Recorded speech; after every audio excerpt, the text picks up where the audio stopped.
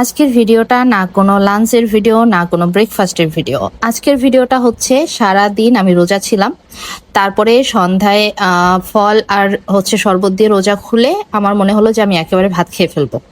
তো আজকে দিনে সারা দিন মনে হচ্ছিল যে একটু যদি ভর্তা ভাত হইতো তাইলে বোধহয় খুব শান্তি করে খাওয়া যেত।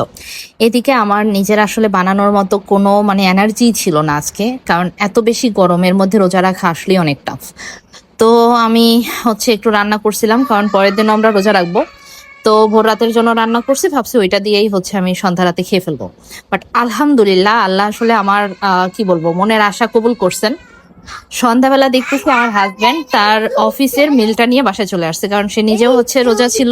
তো আজকে আমার খাবারে ছিল হচ্ছে 2 ধরনের ভর্তা আর সাথে হচ্ছে একটা ফিশ ফ্রাই।